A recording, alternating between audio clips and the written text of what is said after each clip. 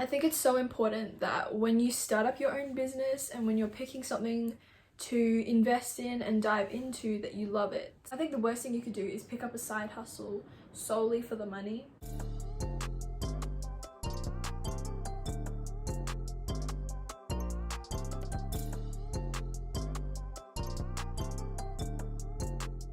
Hey guys, it's Fia and welcome back to my channel. Did you like the new intro?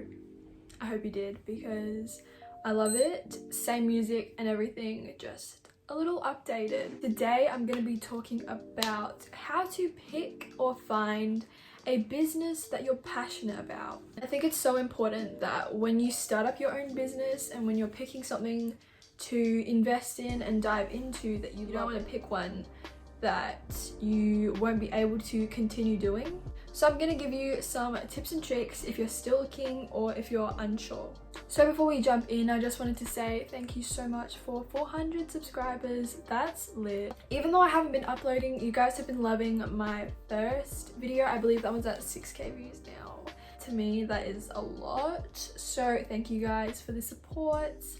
I want to make an updated version of that one because I was watching it back and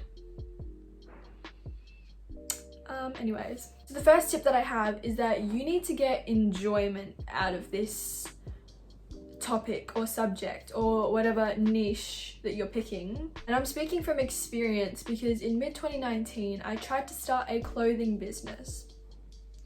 Clearly that did not go well. I had the brand and I had the inventory, I had everything that you need to start a business, but it didn't work. It failed and I shut it down because I realized that I didn't like what I was doing. The reason why I started it, if you're wondering, is because I thought it would be a good way to make money. But previous to that, I had been selling my old clothes, and by old I mean like not disgusting old, I mean like clothes that were in good condition but I wasn't wearing anymore, and that was great. And I was reaching people from all over the country, and I live in Australia if you're wondering. So I thought, why not start up a clothing business on the side to keep making more money, because I know how to do it. So why would I pass up that opportunity? And just a heads up, if you pick the fashion industry, something that most people know that I did not know is that fashion is a very highly saturated and competitive niche, and it's really difficult to even scratch the surface, and I had to learn that the hard way. So basically I realized that I didn't like what I was doing early on, but I still tried to push through it, but it kept coming back to me. Your audience can tell when your passion is shining through what you're doing, and I think that makes it a lot easier, especially at the start. So to give you an example of what I'm saying, don't start a lip gloss business if you don't have multiple lip glosses of your own and you don't wear lip gloss daily. Do you really care about lip gloss? And that might seem like a silly question, because how much can you really care about lip gloss? You need to like something in order to know it well enough to be able to sell it and talk about it to people. Another example is, I wouldn't be starting an earring business if I didn't have heaps of different kinds of earrings myself, and I didn't like earrings myself. I think the worst thing you could do is pick up a side hustle solely for the money. Don't make the mistake that I did and invest in something that you don't really love. Number 2 is you need to be knowledgeable on your subject or niche. So this becomes a lot easier once you've found your niche. For me, it was really specific. It was lash and brow growth. And this was a struggle point for me because I had very sparse brows and I had really short eyelashes, and I wasn't able to wear mascara look the way that I wanted it to, and my eyebrows didn't look the way that I wanted them to. So I was like, I want to change that. So in 2017 I developed a lash serum for myself, an eyebrow serum for myself, and I was using it consecutively for 2 years. So at this point I knew that it worked. I'd been using it on myself and I saw really good results, and I'd already done a bunch of research on it in order to come up with it in the first place. So at the start of this year I was thinking about it and I was like, I could be making money off of this because there is a niche for it and I shouldn't be wasting the opportunity. So I did more research, even more research on top of the research I'd already done. I continued to build my knowledge. Basically, as long as you do your research and you love it, you don't need to be a professional, even though it does help.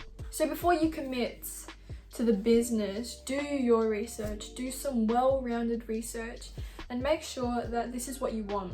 For example, do not be starting a nail business if you don't know how to make beautiful sets of nails. I mean, unless you're wholesaling the nails, but that is a different story. But at the same time, you still need to be passionate about nails. Another one is lashes.